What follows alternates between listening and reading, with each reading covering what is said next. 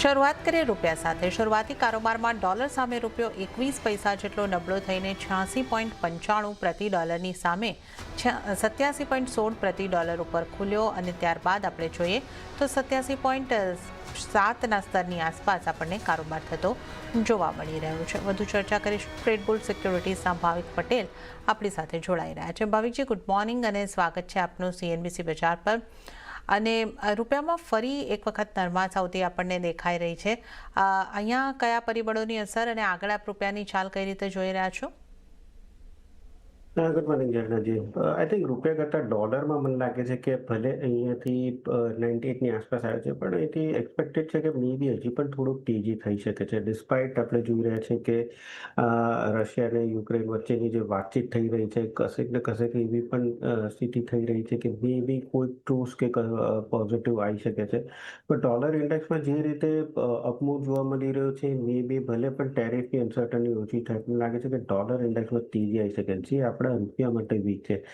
બે દિવસમાં આપણે રૂપિયામાં થોડીક તેજી જોવા મળી હતી, કારણ કે જીએસટીમાં જે રિફોર્મ થઈ રહ્યા છે, જે મે બી દિવાળીમાં આવી શકે છે, પોઝિટિવ છે.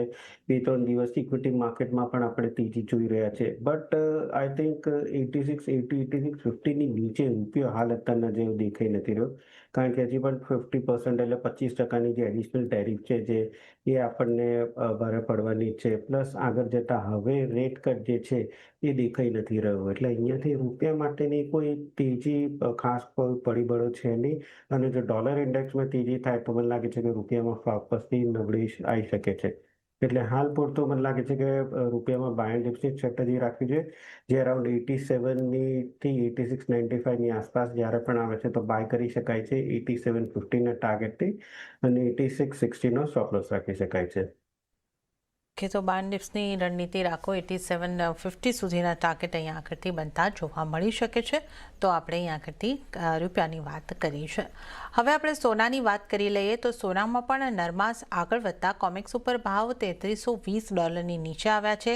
સ્થાનિક બજારમાં મામૂલી વેચવાલી જોવા મળી છે. અહીંયા આગળ ડોલર ઇન્ડેક્સમાં મજબૂતીને કારણે કિંમતો પર અસર જોવા મળી છે. અને સાથે જ સપ્ટેમ્બરમાં ફેડ દ્વારા વ્યાજ દરમાં કાપની આશા પણ વધતા ભાવમાં વોલેટિલિટી જોવા મળી રહી છે. તો MCX ઉપર આપણે જે રીતે વાત કરી, સોનું માં ઘટાડો આગળ વધ્યો છે અને હવે 98,610ના સ્તર જોવા મળી રહ્યા છે. ભાવિકજી, સોનાને તમે કઈ રીતે જોઈ રહ્યા છો આગળ? હવે જેરેમી પોવલની ટેસ્ટિમોની કે FOMCની મિનિટ્સની આપણે અહીંયા આગળથી ખાસ એના ઉપર નજર બનાવીને રાખીશું. અને જે અહીંયા આગળથી રશિયા યુક્રેનની વચ્ચેની વાતચીતોથી આપને શું લાગે છે? સેફ હેવન ડિમાન્ડ અહીંયા આગળથી ઘટતી દેખાઈ શકે? યુદ્ધ વિરામની આશંકાઓ જે દેખાઈ રહી છે, કઈ રીતે સોના માટે આ બધા પરિબળોને જોવાના રહેશે? આઈ થિંક સોના માટે તો હાલ અત્યારના થોડોક પરિબળો વીક જ દેખાઈ રહી છે. સૌથી પહેલા આપણે રશિયા અને યુક્રેનની વાત કરીએ તો લાસ્ટ ફ્રાઈડે ભલે મીટિંગમાં કોઈ પોઝિટિવ આઉટકમ નહોતું આવ્યું, એટલે એના પછી સોમવારે પણ જે રીતે યુરોપના લીડર્સે થોડું પોઝિટિવ સેન્ટિમેન્ટ કર્યું છે, એવું લાગી રહ્યું છે કે કશેક ને કશેક ગયેલા 3 વર્ષની વોર છે એ મે બી વાઇન્ડ અપ થઈ શકે છે. હવે કાલે થશે કે 6 મહિના પછી થશે એ જોવાનું છે. બટ પ્રોગ્રેસ તો ખાસ કરીને દેખાઈ રહી છે વાતચીતમાં. એટલે મને લાગે છે કે આ war may be year end સુધીમાં ક્લોઝ થઈ શકે છે. એટલે એના લીધે આપણે સેફ હેવન ડિમાન્ડ છે એ અત્યારના તો જતી રહી છે. પ્લસ ટ્રેડ ટેરિફનું છે એ પણ હવે મોસ્ટ ઓફ બધી કન્ટ્રીઝ જોડે થઈ ચૂક્યું છે. એટલે હવે નવા ટેરિફ નાખવાનું કે એ અનસર્ટનિટી પણ નથી. એટલે એ પણ એક સેફ હેવન ડિમાન્ડ જે છે સોનામાં એ જતી રહી છે. પ્લસ 2 વીક પહેલા જે જોબ્સના ડેટા બહુ જ વીક ખરાબ આવ્યા હતા, એના પછી લાગતું હતું કે સપ્ટેમ્બરમાં મે બી 50 બેઝિસ પોઈન્ટ રેટ કટ થઈ શકે છે. બટ ગયા ગુરુવારે જે પીપીઆઈના ડેટા આવ્યા, મોંઘવારીના ડેટા, એ વધીને આવ્યા. દેટ મીન્સ કે આગળ જતા ઇન્ફ્લેશન વધવાની જ છે. અને ફેડ જે છે ખાસ કરીને ધ્યાન રાખે છે વધારે ઇન્ફ્લેશનના જોબના ડેટા ઉપર. એટલે એના લીધે હવે ફરીથી એક્સપેક્ટેશન છે કે સપ્ટેમ્બરમાં મે બી 25 બેઝિસ પોઈન્ટ રેટ કટ થઈ શકે છે, અને પછી ડિસેમ્બરમાં પણ થઈ શકે છે. એટલે આ પણ એક માર્કેટ એન્ટિસિપેટ કર્યું છે. જો 50 બેઝિસ પોઈન્ટ રેટ કટ થવાનું હોય તો સોના ચાંદીમાં સારું છે, પણ 25 તો ઓલરેડી ડિસ્કાઉન્ટ થઈ ગયું છે. એટલે મને લાગે છે ધીમે ધીમે મે બી સોના ચાંદી બેઉમાં ઘસારો થશે. ખાસ કરીને હવે જેરેમી પોવેલ જે જેક્સન હોલમાં સમિટ પતશે એના પછી શું સ્ટેટમેન્ટ આવે છે એના ઉપર ખાસ કરીને ધ્યાન રહેશે. કે ડોવી સ્ટેટમેન્ટ આપે છે કે હોકી સ્ટેટમેન્ટ. જો ડોવી સ્ટેટમેન્ટ હશે તો મે બી અહીંયાથી ફરીથી મે બી કરેક્શન આવી શકે છે. એટલે હાલ અત્યારના સોના અને ચાંદી બેમાં હું બેરીશ છું અને સેલ ઓન રાઇઝની રણનીતિ રાખવી છે. જ્યાં સોનામાં 98,800ની આસપાસ શોર્ટ કરી શકાય છે 98,200ના ટાર્ગેટથી અને 99,000નો સ્ટોપ લોસ રાખી શકાય. ચાંદીમાં પણ 1,13,000ની આસપાસ શોર્ટ કરી શકાય છે 1,05,000ના સ્ટોપ લોસથી અને 1,12,000નો સ્ટોપ લોસ રાખી શકાય. સોરી 1,13,1300ની આસપાસ શોર્ટ કરી શકાય. ઓકે, તો અહીંયા આગળથી સેલ ઓન રાઇઝની રણનીતિ સોના અને ચાંદી બંનેમાં અપનાવવાની સલાહ બની રહી છે. સોનાની જો આપણે વાત કરી લઈએ તો સોનામાં સેલ ઓન રાઇઝની રણનીતિ અપનાવો 98,200ના ટાર્ગેટ બની શકે છે અને 99,000નો સ્ટોપ લોસ તમારે ખાસ ખ્યાલે રાખવાનો રહેશે. અને ચાંદીની જો આપણે વાત કરીએ, ચાંદીમાં પણ વેચીને ચાલવાની સલાહ છે. 1,05,000નો સ્ટોપ લોસ ચાંદી માટે ખાસ ધ્યાને રાખવાનો રહેશે અને ટાર્ગેટ 1,12,000 સુધીના બનતા આપણને જોવા મળી શકે છે. તો આ આપણે સોના ચાંદીની વાત કરી અને જ્યાં એક બેરિશ વ્યૂ અહીં આગળથી બની રહ્યો છે. તો સોના ચાંદીની ચર્ચા બાદ હાલ સમય થઈ રહ્યો છે એક બ્રેક લેવાનો. અહીંયા લઈશું નાનકડો બ્રેક અને બ્રેક બાદ વધુ કોમોડિટીઝની ચર્ચામાં આગળ વધીશું.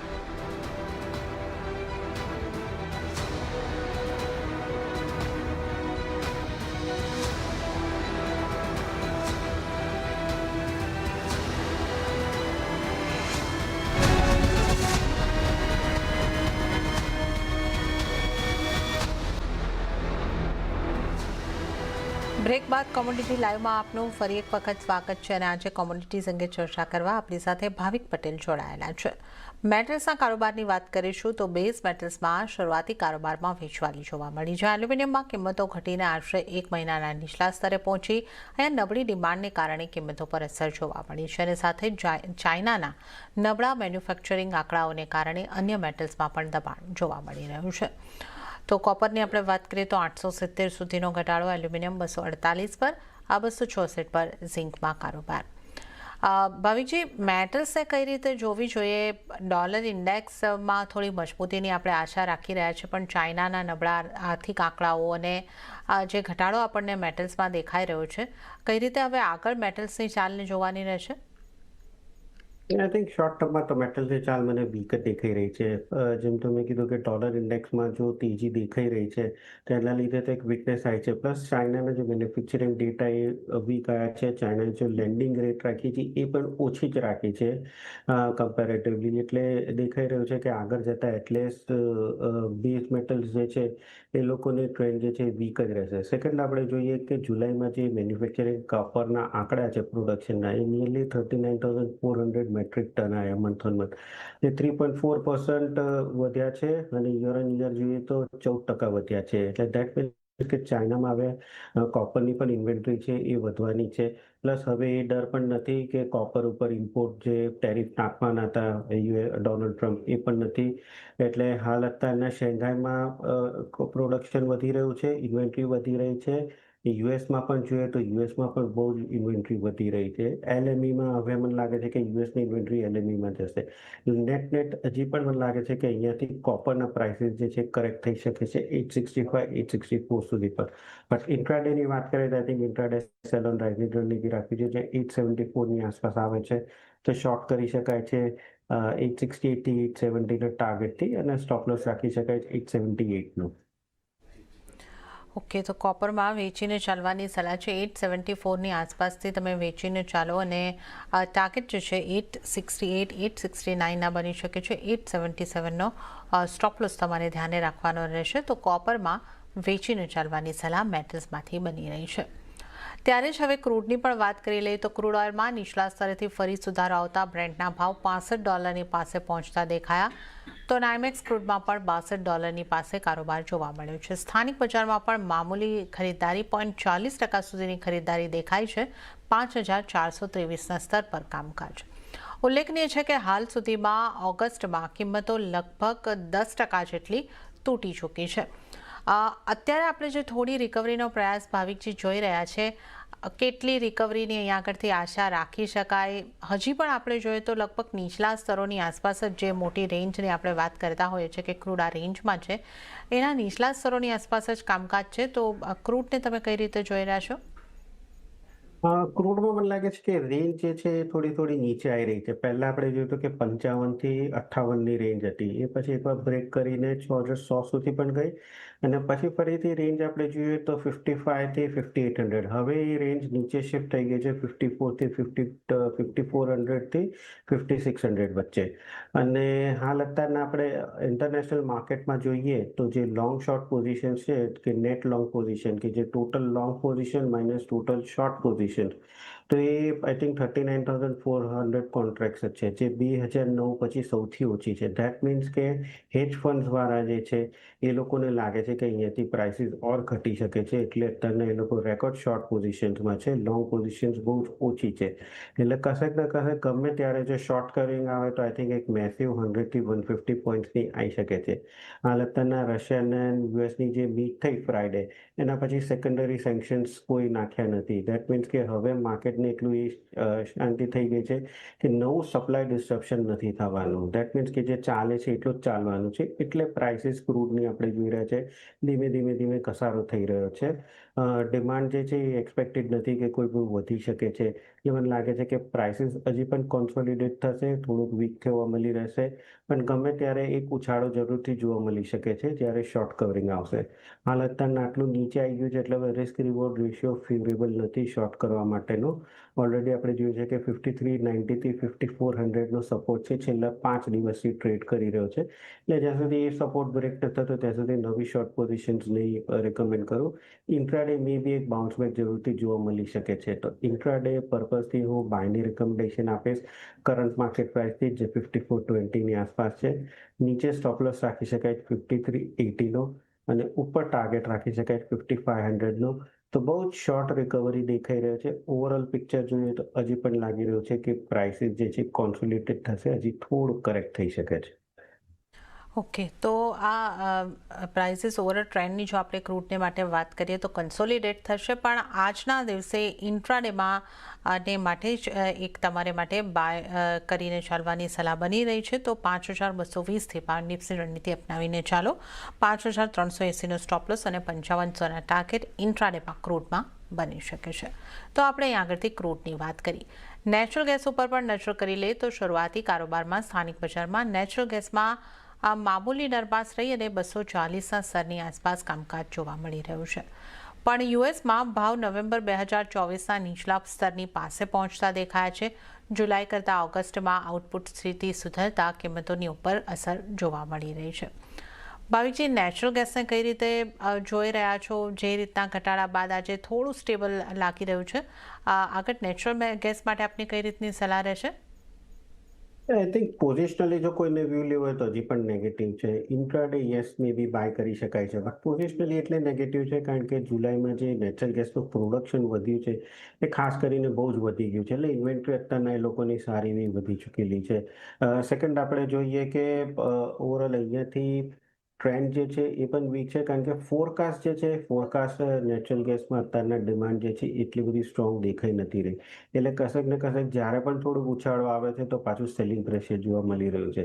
એટલે પોઝિશનલી તો હજી પણ હું થોડુંક એવોઇડ કરવાની રિકમેન્ડેશન આપીશ. બટ ઇન્ટ્રાડે અગેન આટલી બધી શોર્ટ થઈ ગયું છે, આટલું બધું કરેક્ટ થઈ ગયું છે, એટલે અહીંયાથી હવે મને લાગે છે કે મે બી થોડુંક બાઉન્સ બેક જરૂરથી જોવા મળી શકે છે. બટ એ ઇન્ટ્રાડે પર્પઝ જ છે, બાઉન્સ બેક ખાલી ટ્રેડિંગ પર્પઝ જ છે. ઇન્વેસ્ટમેન્ટ માટે હજી પણ વેઇટ કરવું જોઈએ. જો કોઈને લોંગ કરવી હોય તો અરાઉન્ડ 220 થી 215ની આસપાસ આવે છે ત્યારે જ બાય કરી શકાય છે. આજના દિવસમાં ખાલી લોંગ પોઝિશન ઇન્ટ્રાડે માટે જ છે, તો 240ની આસપાસ ચાલી રહ્યું છે, તો ત્યાંથી જ બાય કરી શકાય છે 244ના ટાર્ગેટથી, અને 237નો સ્ટોપ લોસ રાખી શકાય છે.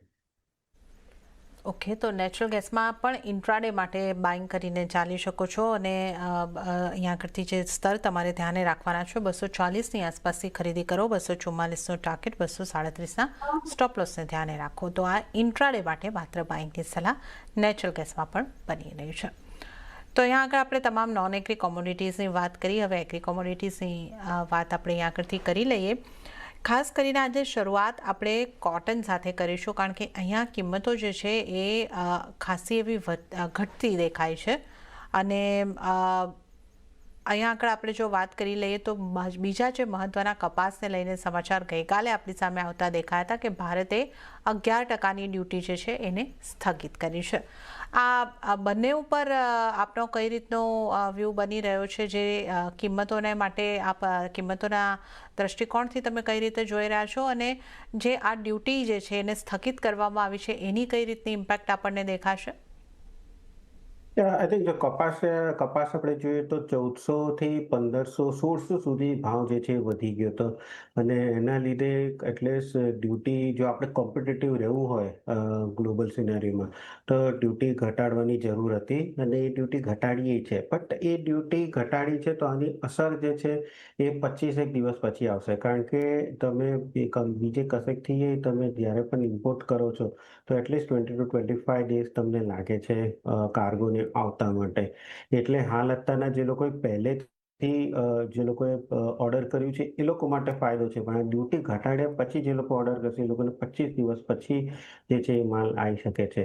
બટ ઓવરઓલ જો તમારે કોમ્પિટિટિવ સિનારીઓમાં રહેવું હોય તો મે બી આ સારું જ હતું કારણ કે જે રીતે કપાસના ભાવ વધી રહ્યા હતા 1400 થી 1600ની આસપાસ થઈ ગયા હતા એ રીતે અત્યારે લાગતું હતું કે મે બી ઓર ઉપર વધી શકે છે. એટલે આ ડ્યુટી જે ઘટાડી છે એ એક પોઝિટિવ છે. યસ, ફાર્મર્સ માટે થોડુંક નેગેટિવ છે બટ એટલે જે જીનિંગ મિલ છે જે રેડી પ્રોડક્ટ કરે છે જે એપેરલ ઇન્ડસ્ટ્રીમાં છે એ લોકો માટે થોડુંક પોઝિટિવ છે. તો અહીંયાથી મને દેખાઈ રહ્યું છે કે મે બી કપાસના ભાવ જે છે એ ફરીથી 1550 થી 1525 સુધી આવી શકે છે ન્યૂઝ પછી. ઓકે, તો આ જે અહીંયા આગળથી ડ્યુટી કપાસ પર ઘટાડવામાં આવી છે એની પણ આપણે અહીંયા આગળથી વાત કરી છે. હવે જો આપણે NCDEX પર ટ્રેડેડ કોમોડિટીઝની અહીંયા આગળથી વાત કરી લઈએ, મસાલા પેકની જો વાત કરીએ તો જીરા અને ધાણામાં એક ખરીદારી તરફ આજે આપણને શરૂઆત થતી જોવા મળી છે. હળદરની વાત કરીએ તો 1%ની ઉપર મજબૂત, જીરું 0.5%ની આસપાસ મજબૂત અને ધાણામાં ફ્લેટિસ કામકાજ થતું આપણને જોવા મળી રહ્યું છે. મસાલા પેક પર આપની કઈ રીતની સલાહ બનશે? મસાલા પેકમાં આઈ થિંક જીરા ને હળદર જે છે એમાં હું પોઝિટિવ છું. ધાણામાં થોડોક નેગેટિવ છું કારણ કે ધાણામાં ઓલરેડી આપણે સારી રનઅપ જોઈ ચૂક્યા છે. આઈ થિંક 7,900ની ઉપર ભાવ છે. સસ્ટેન કરવું થોડુંક ડિફિકલ્ટ બની રહ્યું છે એટલે અહીંયાથી મને લાગે છે કે થોડુંક નફા વસૂલી આવી શકે છે. બટ જીરું જે છે એનો એક બેઝ બની ચૂક્યું છે 19,000ની આસપાસનો. હવે એની નીચે સસ્ટેન નથી કર્યો. હાલાકી અપસાઇડ જે છે એ મેન લાગે છે કે લિમિટેડ રહેશે. હવે થોડુંક ફેસ્ટિવલ સિઝન આવશે એટલે ડોમેસ્ટિક ડિમાન્ડ વધી શકે છે બટ એક્સપોર્ટની ડિમાન્ડ છે એટલી બધી વધી નથી એટલે અહીંયાથી બહુ મોટા પ્રાઇસ જમ્પ આવે એવું દેખાઈ નથી રહ્યું. એટલે જીરામાં 19,500ની આસપાસ ચાલી રહ્યું છે તો 20,100ના ટાર્ગેટથી બાય કરી શકાય છે 19,000ના સ્ટોપ લોસથી. હળદરની વાત કરીએ તો હળદરમાં પણ એટલે આ વખતે જે સોઈંગ છે એ ઘણું જ સારું સોઈંગ થયું છે પણ એ નવો માલ આવશે ફેબ્રુઆરી માર્ચમાં અને અત્યારના આપણે જોઈએ તો પાઇપલાઇન જે છે એ ઘણી બધી ખાલી જ છે એટલે આમાં યસ અત્યારના 3-4 મહિના માટે હજી પણ તેજી છે એ સસ્ટેન થઈ શકે છે. તો આમાં પણ બાયની રિકમેન્ડેશન છે 14,100ના ટાર્ગેટથી અને 13,300નો સ્ટોપ લોસ રાખી શકાય છે. ધાણામાં મને લાગે છે કે જે અહીંયાથી મે બી થોડુંક કરેક્શન આવી શકે છે તો ધાણામાં અત્યારના એવોઇડ કરવાની રિકમેન્ડેશન છે. 7,600ની આસપાસ આવે છે ત્યારે બાય કરી શકાય છે. અત્યારે જો કોઈ પાસે ધાણું હોય તો એ લોકો સ્કેલ ઓફ કરી સ્ક્વેર કરી પ્રોફિટ લઈ શકે છે અને પછી જ્યારે કરેક્શન આવે ત્યારે નવી બાય કરી શકે. ઓકે, તો આપણે ખાસ મસાલા પેકમાં કેવી રીતે રણનીતિ રાખશો એની અહીંયા આગળથી વાત કરી અને અન્ય કોમોડિટીઝની આપણે એગ્રી કોમોડિટીઝની વાત કરી લઈએ તો આજે કઈ એગ્રી કોમોડિટીઝ ફોકસમાં રાખવાની રહેશે ભાવિકજી? ગુવાર પેકમાં મને લાગે છે કે ગુવાર સીડ બાય કરી શકાય છે 5,250ની આસપાસ બાય કરી શકાય છે 5,330ના ટાર્ગેટથી અને 5,200નો સ્ટોપ લોસ રાખી શકાય છે. આમાં પણ અપસાઇડ લિમિટેડ રહેશે 5350થી 5400ની ઉપર આવે એવું દેખાઈ નથી રહ્યું બટ આજના દિવસમાં થોડુંક ડીપ મળે છે તો યસ બાય કરી શકાય છે સપ્ટેમ્બર કોન્ટ્રાક્ટ. ઓકે, તો ગુવાર સીડ સપ્ટેમ્બર કોન્ટ્રાક્ટને ડીપમાં તમે બાય કરીને ચાલી શકો છો તો આ ગુવાર પેકમાંથી સલાહબંધી જોવા મળી રહી છે. આ ઉપરાંત કોકુડ કે કેસ્ટરમાંથી કોઈ એક આપનો વ્યૂ બની રહ્યો છે? કેસરમાં આપણે મોટી તેજી જોવા મળી હતી કારણ કે આ વખતે માલ જે છે એ ઓછો થઈ ગયો હતો બટ હવે ઓલરેડી કરેક્ટ થઈ ચૂક્યું છે ને હવે આપણે જોઈ રહ્યા છીએ કે પ્રાઇસીસ જે છે એ સ્ટેબલ થઈ ચૂકી છે 6,600થી 6,700ની વચ્ચે.